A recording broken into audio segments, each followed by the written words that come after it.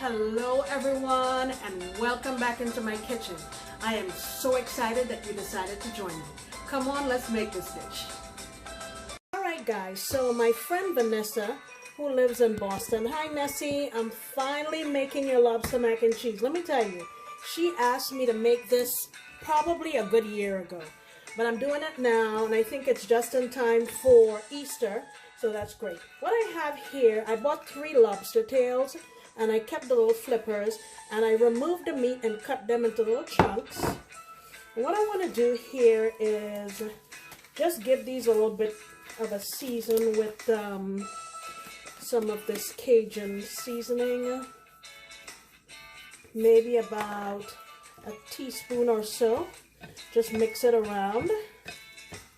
Okay. And let that sit here. I'll show you the rest of the ingredients while that sits.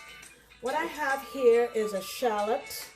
I'd say a medium clove of garlic and about 4 small ones. A couple sprigs of thyme. So I'm going to get all this. I'll just take the leaves off of the thyme like so.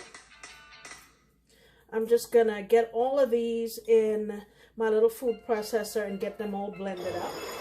And then we'll come on back and I'll show you how simple it is to make this.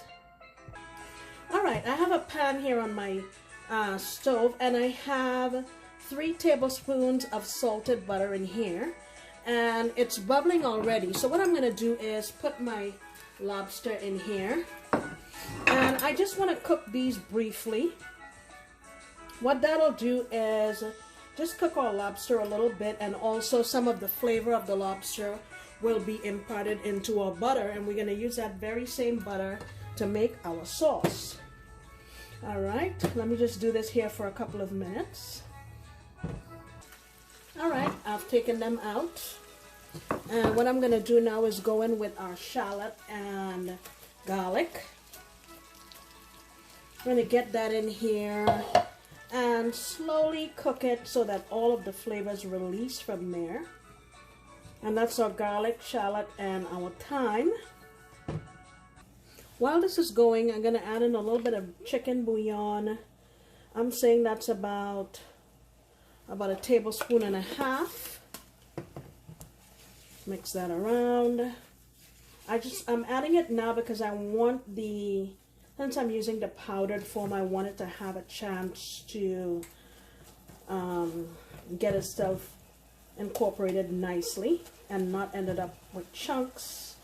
I'm also going to add some white pepper. You can use black pepper if you want to.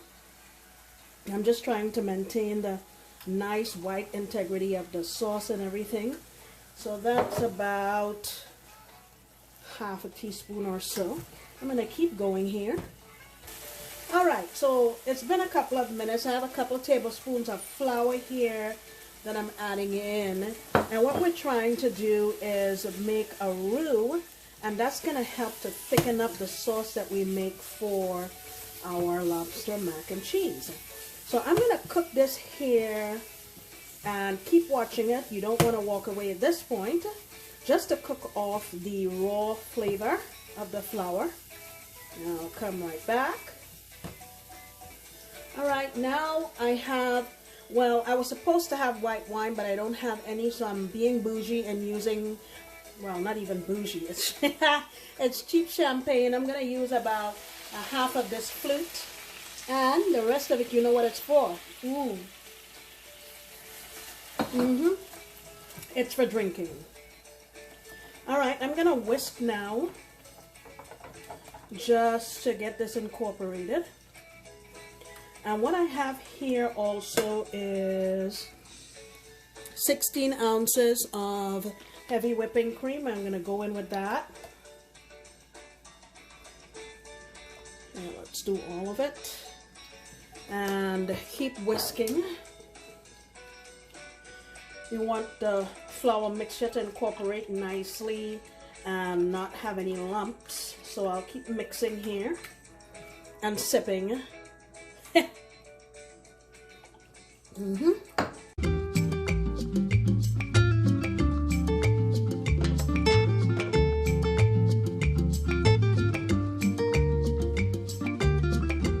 right, so what I have here is a cup of Colby Jack Monterey Jack blend, a cup of Parmesan, a cup of extra sharp, like the New York extra sharp, and a cup of mozzarella. And I'm just going to take my time and get these mixed in here. Now guys, you can see this is not a diet dish. This is for special occasions, not for everyday. Not for everyday use.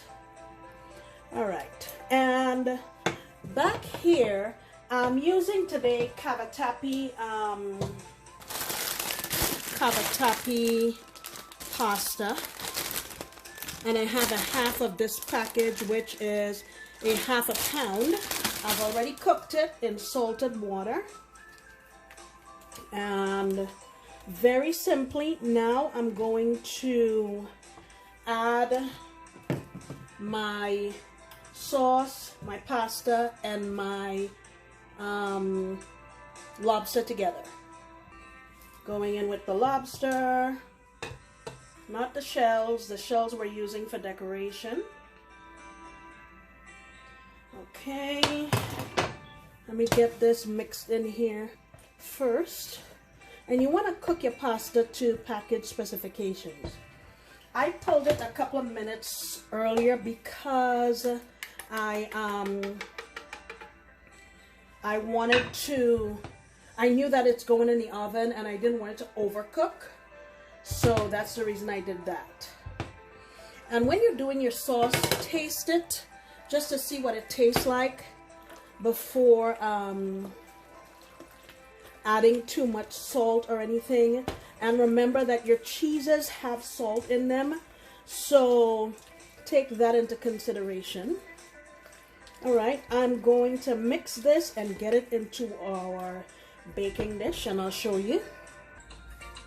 All right, so here they are. I'm going to put them in my oven at 350, maybe for about 15 minutes or so. Just to get a little bit of color. I think I'm going to sprinkle a little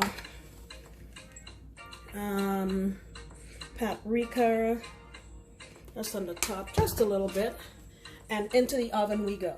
I will see you back in 15 to 20 minutes. Forgot to put the lobster tail. That's our decoration on the edges of each of these, just so there's no mistake what's in here. All right, this is not necessary, but it's very cute. All right.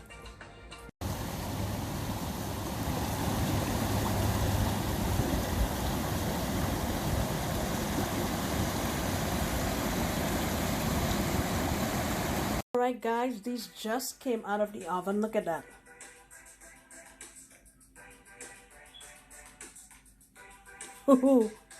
I am so glad I thought to put a cookie sheet under those because they spilled every single one of them. But yeah, look at that. Guys, I hope you take the time to try this. It is delicious. I mean, once your sauce tastes good, before you put them in, everything's going to be gravy. All right, guys, thank you so much, Nessie. I hope you liked my recipe. I will see everyone back next time because you know I'll be making another delicious recipe. Bye.